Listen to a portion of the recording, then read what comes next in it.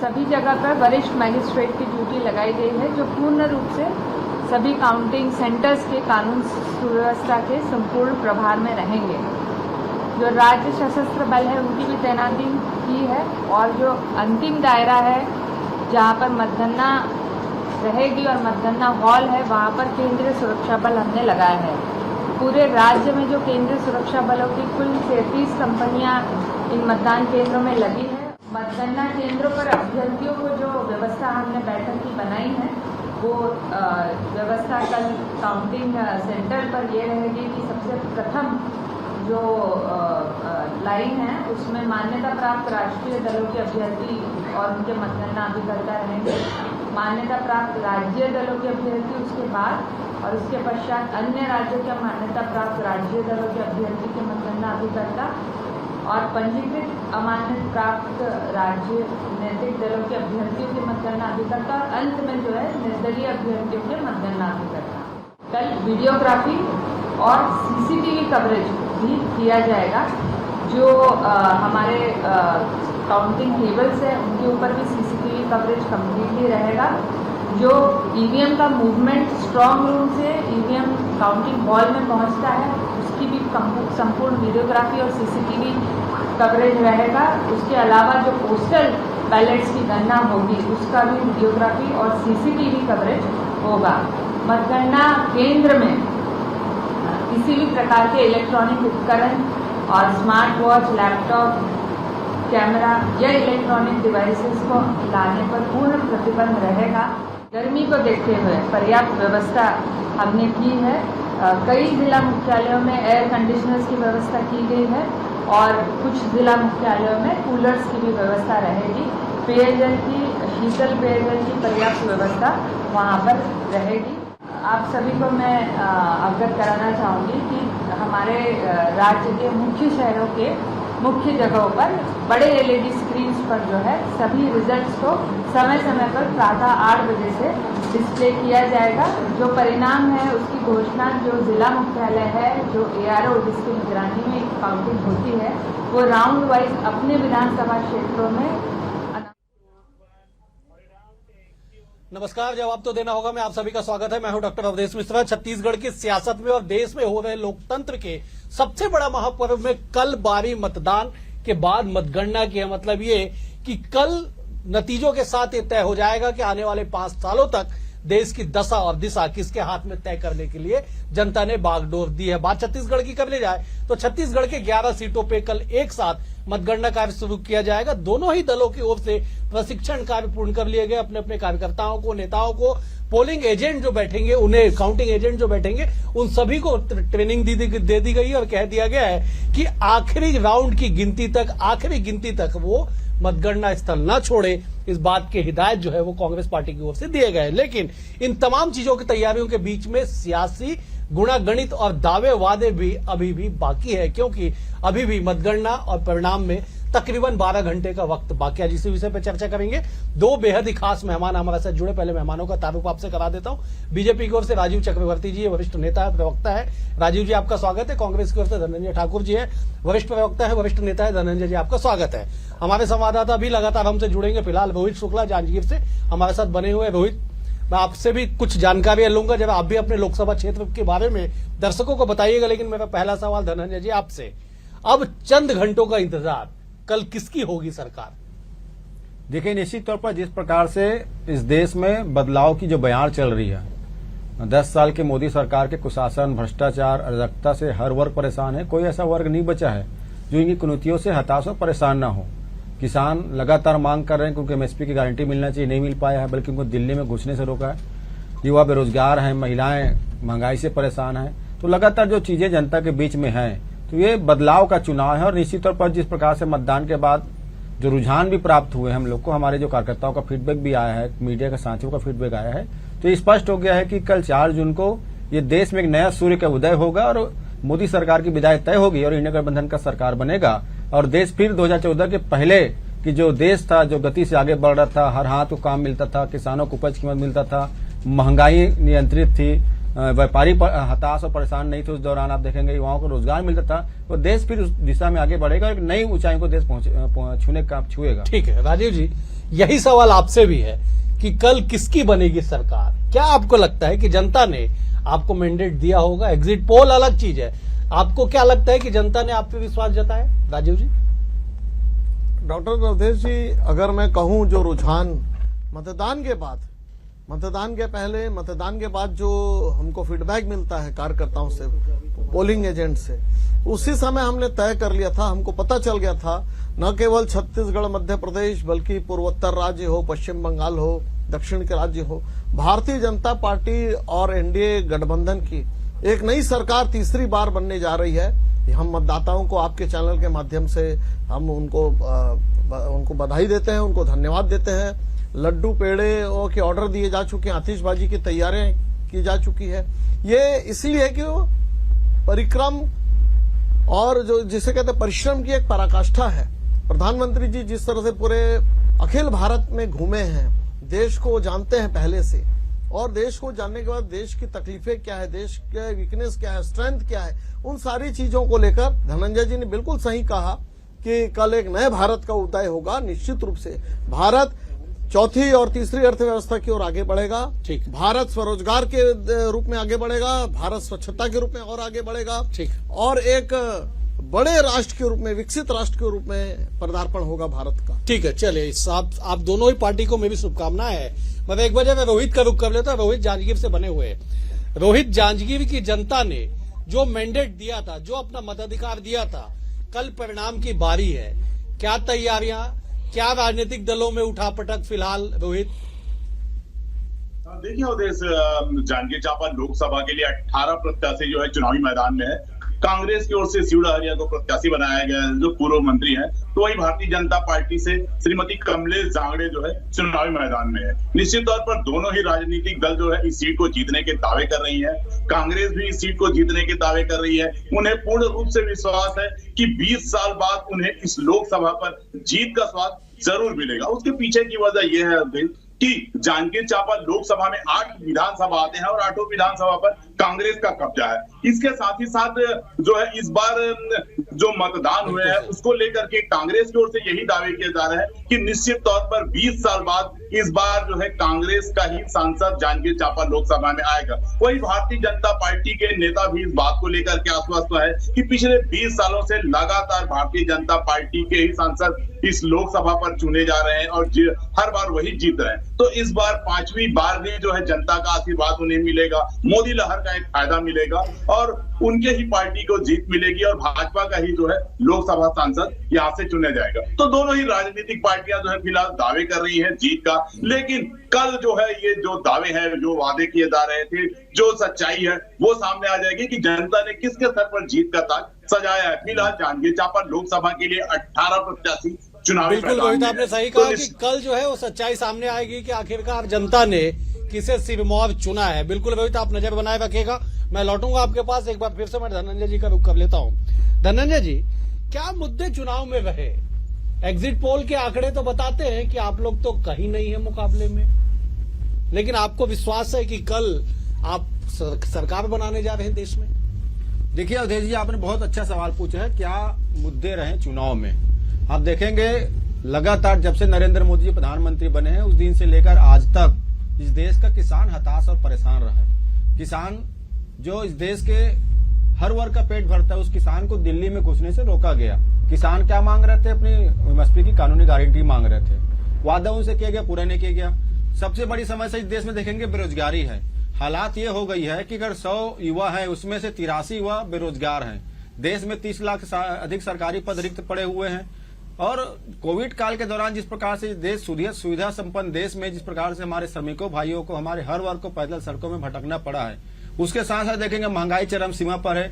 2014 के पहले जब 410 रुपए में रसोई गैस का सिलेंडर मिलता था तब भारतीय जनता पार्टी नेता उसका विरोध कर देते महंगा बताकर। 1100 रुपए में रसोई गैस सिलेंडर इस देश की जनता लेने के लिए मजबूर हुई। एक तरफ उनके आय खत्म हो गए, दूसरी तरफ महंगाई की उनकी मार पड़ी है। खून के आंसू इस देश की जनता रोई हुई है। ट्रेन की टिकट की बात कर लो या हर वो चीज जिस पर जीएसटी और टैक्स लगा दिया गया है। स्थिति ये हो गई है चलो कि कोई भी सामान ऐसा नहीं इसको जनता को राहत भरा मिल सके। पेट्रोल डीजल देने का वादा था 30-35 लीटर में, हालात ये है कि 30 रुपए से 35 रुपए लीटर प्रति लीटर पेट्रोल डीजल में ठीक है। टैक्स नरेंद्र मोदी सरकार ने लिया है। तो मुद्दे तो थे और सरकार ने कोई काम नहीं किया है, क्योंकि पूरे चुनाव के दौरान आप देखेंगे नरेंद्र मोदी का सभा उठा के देख लीजिए, आखिर वो मुद्दों को भटकाने की कोशिश की है। कभी मटन मछली की बात ठीक है। किए, कभी हिंदू, एक सेकंड दीजिएगा जी। कभी हिंदू मुस्लिम की बात किए, मुजरा की बात किए, पाकिस्तान पहुंच गए, तो अनेक प्रकार के उन्होंने दिग्भ्रमित करने का काम किया है। लेकिन कभी वो बेरोजगारी पर चर्चा नहीं की, महंगाई पर चर्चा नहीं की। जनता समझ गई ना, इनके पास ना काम ठीक। किया है ना मुद्दा है। ठीक है, मैं राजीव जी के पास इसी सवाल के साथ आ रहा। राजीव जी, क्यों विश्वास है आप लोगों को कि आप लोग 400 पार करने जा रहे हैं? धनंजय जी 8-10 मुद्दे, बड़े मुद्दे बता दिए कि महंगाई पे बात नहीं हुई, रोजगार पे बात नहीं हुई, किसानों की आय पे बात नहीं हुई, लेकिन आप लोग कहते हैं कि 400 पार तो तय है। आपने कह दिया कि लड्डुओं के ऑर्डर हो चुके, भव्य आतिशबाजियों के ऑर्डर कर दिया गया है। अवधेश जी, अगर आप देखेंगे कि जब भारतीय जनता पार्टी यूपीए 1 और यूपीए 2 के समय 2 बड़े आंदोलनों के साथ थी और अखिल भारतीय स्तर पर ये आंदोलन चलाए गए थे, मैं पूछता हूं कि क्या कोई बड़ा जन आंदोलन इस दौरान 10 वर्षों में आपको जनता की सड़कों पर दिखा? कि जितने धनंजय जी ने, मैं मानता हूं कि किसानों का मुद्दा था जो शंभू बॉर्डर पे चल रहा था, वो एक मुद्दा था, लेकिन वो उस मुद्दे को हमारी सरकार समझा नहीं पाई थी और उसके बाद वो कृषि बिल को हमने वापस लिया और ये कहते थे कि प्रजातंत्र खतरे में है, देश का लोकतंत्र खतरे में। भैया, हमने तो बिल को वापस लिया, हम समझा नहीं पाए। अगर लोकतंत्र और प्रजातंत्र खतरे में रहता तो हम थोप सकते थे, हमने नहीं थोपा। हमने कहा जब किसान बंधु से हमारा संपर्क और समन्वय बनेगा तभी हम उस बिल को लाएंगे। महंगाई की बात करते हैं, मैं मानता हूं निश्चित रूप से महंगाई थोड़ी सी बढ़ी है महंगाई, पूरे विश्व की समस्या। लेकिन हम ये नहीं कह सकते कि महंगाई के मार से देश का नागरिक भूखों मर रहा है। महंगाई अगर बढ़ती है तो हम तुरंत आयात निर्यात पॉलिसी, जिसे एक्जिम पॉलिसी कहते हैं, हम आयात निर्यात पे नियंत्रण कर देते हैं। ठीक है। महंगाई भी कोई बहुत बड़ा मुद्दा नहीं था जनता के बीच, लेकिन धारा 370 हम कहते थे हम हटा कर रहेंगे, हमने हटा दिया। लोग कहते थे कि राम मंदिर कब बनाओगे, तारीख नहीं बताएंगे, हमने राम मंदिर बना दिया।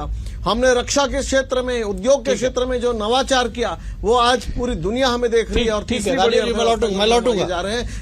यही कॉन्फिडेंस हमें बतलाता है कि अब की बार 400 पार। चलिए ठीक है, मैं लौटूंगा। कॉन्फिडेंस बना रहे, लेकिन विश्वास और अति आत्मविश्वास के बीच जो महीन से जो एक लाइन है वो बस क्रॉस ना हो तो शायद जनता आपके पक्ष में जरूर आना चाहेगी। मैं एक बार वीरेंद्र का रुख कर लेता हूं। वीरेंद्र हमारे साथ कांकेर से बने हुए। वीरेंद्र, कांकेर की क्या तस्वीर? सबसे ज्यादा अगर छत्तीसगढ़ में 11 में से कुछ एक सीट पे चर्चा हो रही है तो वो कांकेर का सीट है, जिसपे कहा जा रहा है कि परिणाम कुछ भी हो सकता है, दावे चाहे कुछ भी कर लिया जाए। वीरेंद्र, जो है बिल्कुल सही है कि जिस प्रकार से जो पिछले बार के जो लोकसभा चुनाव में महज 6019 वोट से जो दिनेश ठाकुर जो है वो हार गए थे। अब समझ सकते हैं, इसीलिए फिर से कवायद लगाया जा रहा है कि इस बार जो है हम निकाल लेंगे, क्योंकि 5 साल से जो कांग्रेस के जो प्रत्याशी है दिनेश ठाकुर वो जो है तैयारी कर रहे हैं। इसीलिए कांकेर की जो लोकसभा का जो नजर है वो जो है कहीं ना कहीं कांग्रेस की जो नजर गड़ाई लगी है कि हम निकाल लेंगे। लेकिन वही जो बीजेपी की बात करूं तो जो भोजराज नाग है जो प्रत्याशी बनाया गया बीजेपी से, वो भी जो है टक्कर दे रहे हैं, क्योंकि 8 विधानसभा में वो जो है पहले से ही भारतीय जनता पार्टी ने अपने प्रत्याशी घोषित कर दिया था। 8 विधानसभा में लगातार जनसभा कर रहे थे, सम्मेलन कर रहे थे, एक गांव घूमे। वहीं जो है अब कांग्रेस की बात करूं तो देर से टिकट मिला, देर से दिनेश ठाकुर को टिकट मिला, लेकिन वो हर गांव तक संपर्क नहीं कर पाए। लेकिन 5 साल में उन्होंने जब हारा तब उन्होंने 5 साल से संपर्क कर रहे हैं। लेकिन ये आने वाली वक्त बताएगा कि वो 5 साल में कितना मेहनत किए,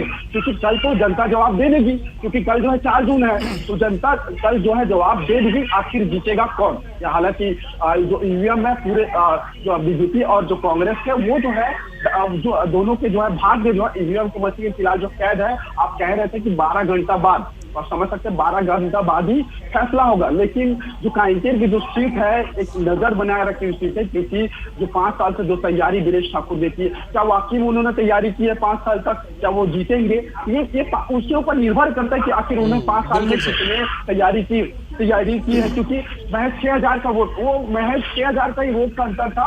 आप समझ सकते हैं, क्योंकि इस 6000 को कितना गड्ढा वो पाटने की कोशिश कर रहे हैं, वो एक देखने वाली बात होगी। फिलहाल भोजराज नाग को उन्होंने टिकट दे दिया है बीजेपी की तरफ से। ठीक है वीरेंद्र, आप नजर बनाए रखिएगा, आगे भी आपसे जानकारी लगातार लेते रहेंगे। मैं एक बार फिर से राजनीतिक मेहमानों की ओर लौटता हूं। धनंजय जी, आपने मुद्दे बता दिए। राजीव जी ने बीजेपी के तरफ से पेड़े के और आतिशबाजी के आदेश ऑर्डर की भी बात उन्होंने कह दी। सवाल यह है कि जनता के मन में क्या चल रहा होगा और क्या उन प्रत्याशियों को, आप लोगों को, राजनीतिक दल के बड़े नुमाइंदे आप लोगों को नींद आएगी? आज अंतिम रात है ये परिणाम से पहले। देखिए अवधेश जी, आपने एक सवाल पूछा कि नींद आएगी। आप विश्वास करेंगे, नरेंद्र मोदी जी प्रधानमंत्री बनते हैं, उसके 6 महीने बाद इस देश की जनता की नींद उड़ गई, क्योंकि पता नहीं नरेंद्र मोदी जी कब रात को 12 बजे आए और कब घोषणा कर दे कि आज से आपका नाम ये नहीं होगा, आपका नाम नहीं होगा, क्योंकि नोटबंदी के हालात इस देश ने देखा है। नरेंद्र मोदी जी प्रधानमंत्री बनने के बाद देश की जनता 24 घंटा जागते रही है, पता नहीं कब क्या फैसला कर दे, अचानक ताला लगा दिए, लॉकडाउन कर दिए। तो ये समस्याएं तो है। आपने बहुत अच्छा सवाल उठाया। देश की जनता चैन से सो ही नहीं पाई है, क्योंकि सुबह से लेकर शाम तक एक ही चिंता है कि गृहस्थ का जीवन कैसे चलाएं। युवा को एक ही चिंता रहा है कि रोजगार कैसे मिलेगा, किसान को एक ही चिंता रहा है कि उसकी फसल की कीमत कैसे मिलेगी। पर नरेंद्र मोदी जी का दिल नहीं पसीजा। एक और अडानी का 16 लाख करोड़ रुपए, अडानी जैसे लोगों का 16 लाख करोड़ रुपए का कर्जा माफ हो जाता है। दूसरी ओर इन 10 साल में देश के किसान 21 लाख करोड़ रुपए कर्ज में डूब जाते हैं। एक और अडानी के जो अडानी को जो एयरपोर्ट बेचा गया है उसमें 5% जीएसटी ले जाता है। दूसरी ओर देश के किसानों के ट्रैक्टर पार्ट्स पर 28% टैक्स लेते हैं। एक और आप देखेंगे जहां रसोई गैस के दाम को 410 से बढ़ाकर 1100 रुपए कर दिया। और जब देश की जनता महंगाई पर जब बात करती है ना, तो भाजपा नेता बड़े बेशर्मी से कहते हैं पाकिस्तान भूख से मर रहा है, पाकिस्तान में महंगाई है, बांग्लादेश में महंगाई है, अमेरिका में महंगाई। सुनिए ना तो नरेंद्र मोदी सारी बातों में चर्चा हो गई। कल तो वही कहना चाहता हूं, चंद घंटों की बात है, वही तो कहना चाहता हूं। आपने सवाल पूछा ना नींद पे, तो हम तो उसी दिन जाग रहे थे, क्योंकि ये देश को बेचने का काम नरेंद्र मोदी की सरकार कर रही है। विपक्ष सोया नहीं, विपक्ष ने सदन में भी आवाज उठाया, विपक्ष ने सड़क में भी सवाल उठाने का काम किया है। और ये चुनाव इस देश के किसान नरेंद्र मोदी के खिलाफ लड़े हैं, ये चुनाव इस देश के युवा नरेंद्र मोदी के खिलाफ लड़े हैं और विपक्ष उसके साथ में खड़ी रही। इसलिए चुनाव के परिणाम आएंगे, देश में कल नया सूर्य का उदय होगा और नरेंद्र मोदी सरकार की तानाशाही कुशासन का कल अंत हो जाएगा। ठीक है, मैं राजीव जी का रुख कर लेता। राजीव जी, आप लोग तो उत्साहित हैं, मिठाइयों का भी आदेश हो चुका है, मिठाई शायद गोडाउन तक पहुंच भी गया हो, कल बंटवा भी दिया जाएगा। चैन से सो पाएंगे अभी रात में कि उत्साह के मारे नींद भी ना आए आपको? देखिए, अभी तो बात यह है कि लीड की बात है, जीत की बात से कोसों दूर लीड की बात है। ये अति आत्मविश्वास नहीं, आपने जो महीन रेखा की बात कही, ये अति आत्मविश्वास नहीं है। ये विश्वास है किसानों का, ये विश्वास है नव उद्यमियों का। जो नरेंद्र मोदी जी ने रोजगार के लिए लोन बांटा है, जिसे हम कहते हैं कि तरुण किशोर के द्वारा जो न्यू एंटरप्रेन्योर्स लोन है, ये जो नींद है, ये जो चैन है, वो है कि देश आगे बढ़ रहा है। किस प्रकार से पहले दिवाली होली में धमाके होते थे, आज हम धमाके करते हैं विदेशों में जाकर। हमारे ऊपर कोई छाती में मूंग नहीं डल सकता। ये राष्ट्रवाद की जो हवा चल पड़ी है, ये आत्मविश्वास की जो हवा चल पड़ी है, ये पुरवाइयों से जो हवा चल पड़ी है, उसी हवा से हम भी चैन से सोएंगे, हमारे मतदाता बंधु भी चैन से सोएंगे और देश में कल एक नया सूर्य का उदय होगा, सुशासन का उदय होगा, सूर्योदय होगा और एक नया भारत का जन्म होगा, वो विकास के नए भारत का प्रकल्प होगा। ठीक है राजीव जी, हवा से हवाई से धरातल पे उतरना थोड़ा बेहतर होगा। कल परिणाम का दिन है, कल पता चलेगा कि सूर्योदय तो होगा, एक नए सूर्योदय होगा, एक नए आगे राज्य जो है, देश जो है एक आगे चल पड़ेगा। लेकिन चलाएगा कौन, जनता फैसला करेगी। एक बार अविनाश का रुख कर लेता। अविनाश हमारे साथ काउंटिंग सेंटर से बने हुए। अविनाश, क्या तैयारियां, पिछले बार हमने विधानसभा चुनावों में, लोकसभा चुनावों में लगातार हम दर्शकों को दिखाते आए हैं कि रात भर जाग के जो कार्यकर्ता होते थे राजनीतिक दलों के, वो ईवीएम की चौकीदारी करते थे। क्या इस बार कुछ इस तरह की तस्वीरें आपको दिखाई पड़ रही है और क्या तैयारी वहां पे मतगणना को लेकर? अविनाश, देखिए, निश्चित तौर पर यहाँ अभी से ही राजनीतिक दल और तमाम सुरक्षा के कर्मी यहाँ पर मौजूद हैं। ये मैं तस्वीर पीछे दिखाना चाहूँ तो ये स्ट्रांग रूम जाने का ये रास्ता है, जिसे अभी पूरी तरीके से ब्लॉक कर दिया गया है और अलग अलग विधानसभा क्षेत्रवार यहाँ पर जो अलग अलग गलियारे जो बनाए गए हैं ताकि वहाँ से आना जाना हो सके। इसके साथ ही ये पूरी तरीके से इस पूरे कैंपस को 4 लेयरों में सुरक्षा के दृष्टिकोण से बांटा गया है, जहाँ पर जिला पुलिस के 1000 बल जो है यहाँ पर तैनात रहेंगे। इसके साथ ही पूरी सुरक्षा व्यवस्था और बैरिकेड जो है यहाँ पर लगाए गए हैं, क्योंकि यही वो जगह है, यही वो स्ट्रांग रूम है जहाँ से राजनीतिक दलों के जो परिणाम है, जो मतदान के परिणाम है, वो यहाँ से आएंगे। तो कहीं ना कहीं तमाम व्यवस्थाएं यहाँ पर की गई हैं और जिस तरह से प्रशिक्षण यहाँ पर हुए हैं, प्रशिक्षण जो राजनीतिक दलों ने दिए हैं अपने कार्यकर्ताओं को, अभिकर्ताओं को, वो यहाँ पर अब आने शुरू हो चुके हैं और कहीं ना कहीं ये देखा जा रहा है कि इस मतगणना केंद्र में पूरी सुरक्षा की व्यवस्था बनाई गई है ताकि किसी भी तरह के इस मतगणना में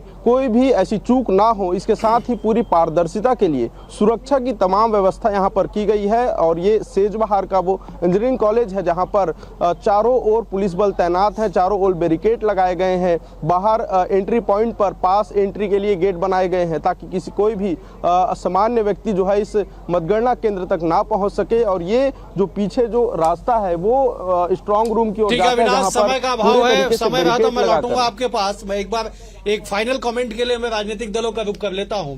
धनंजय जी, फाइनल कमेंट, कितनी सीटें आप लेके आ रहे हैं? देखिए, जिस न केवल छत्तीसगढ़ में, देश भर में। छत्तीसगढ़ में कांग्रेस पार्टी भारतीय जनता पार्टी से ज्यादा सीटें जीतेगी और देश में कांग्रेस और इंडिया गठबंधन 295 प्लस सीट जीतकर इस देश में बदलाव लाएंगे, नई सरकार बनाएंगे और नई ऊर्जा के साथ, नए सूर्योदय के साथ ये देश जो है फिर आगे बढ़ेगा। हर हाथ को काम मिलेगा, खुशहाली रहेगी और देश भारतीय जनता पार्टी की जो तानाशाही है, जो अत्याचार है, उससे मुक्त हो जाएगा। ठीक है राजीव जी, वही सवाल, छत्तीसगढ़ में स्कोर और देश का स्कोर एक बार बता दीजिए दर्शकों को। छत्तीसगढ़ में 11 की 11 सीटें जीतेंगे और एनडीए गठबंधन 405 के पास 400 पार करके ही रहेगा और देश में एक नया विकास का सूर्योदय होगा। पूरा विश्वास है आप लोगों को? बिल्कुल बिल्कुल पूरा विश्वास है। चलिए, मैं थोड़ा सा एक बार सुमित का रुख कर लेता हूं। सुमित भी सरगुजा से बने हुए, थोड़े देर से जुड़े हुए। सुमित, जरा फटाफट जवाब दे दीजिएगा, क्या तैयारी सरगुजा इस बार राजनीतिक तौर पे बेहद ही खास माना जा रहा है? क्योंकि 2019 में जब लोकसभा चुनाव हुए सरगुजा में एक भी सीट बीजेपी के पास नहीं थी। अब 2024 में चुनाव हो रहे, सरगुजा में एक भी सीट कांग्रेस के पास नहीं है। सुमित, सरगुजा की जनता तो शुरू से चमत्कारी रही है, कभी भी सत्ता को पलट देती है और किसी भी सरकार को सत्ता में ले आती है। कल की बात करें तो कल निर्वाचन आयोग पूरी तरीके से तैयार है और ठीक मतगणना के एक दिन पहले बीजेपी खेमे में बड़ी हलचल दिख रही है। लड्डुओं का ऑर्डर हो गया। वो बात अलग है कि बीजेपी ने यहाँ कितनी महंगे लड्डू, बूंदी के लड्डू या फिर कहे कि और कोई लड्डू ऑर्डर किए हो। बीजेपी इस सीट से अस्वस्थ दिख रही है कि उन्हें जीत मिलेगी, लेकिन वो जीत का आंकड़ा कितना होगा वो देखने वाली बात होगी। क्योंकि पिछले लोकसभा चुनाव में रिकॉर्ड तोड़ रेणुका सिंह इस सीट से जीत दर्ज की थी। उन्होंने लगभग 1,70,000 से इस सीट से जीत हासिल कर केंद्रीय मंत्री बनी थी। वही बात की जाए कांग्रेस की तो कांग्रेस शुरू से इस सीट पर वो अपनी छाप नहीं छोड़ पाई चुनाव प्रचार के दौरान, जो कांग्रेस को छोड़नी चाहिए थी विधानसभा में जो हार मिली थी उसके बाद। क्योंकि लगातार इस सीट पर बीजेपी के जो कार्यकर्ता रहे, वो खुद प्रधानमंत्री क्यों ना रहे, वो लगातार अंबिकापुर पहुंचे और इसके अलावा विष्णु देवसाय सीएम। ठीक है सुमित, समय का अभाव है, आगे भी आपसे अपडेट लेते रहेंगे। फिलहाल आपका बहुत शुक्रिया। अन्य भी हमारे साथी जुड़े थे, रोहित आपका भी शुक्रिया, वीरेंद्र आपका भी शुक्रिया, अविनाश आपका भी शुक्रिया। राजनीतिक दलों से 2 खास मेहमान हमारे साथ धनंजय जी थे, धनंजय जी आपका भी शुक्रिया, राजीव जी आपका भी शुक्रिया। कुल मिला के ये कि कल सूर्योदय तय है, लेकिन उस सूर्योदय के साथ शासन कौन करेगा देश में, देश की जनता ही बताएगी। कल सवेरे 8 बजे से जब मतों का पिटारा खुलेगा तब जाके पता चलेगा कि देश में किसकी सरकार बन रही है और किसके दावे धरातल पे सच साबित होंगे। फिलहाल आज के लिए इतना ही, नमस्कार।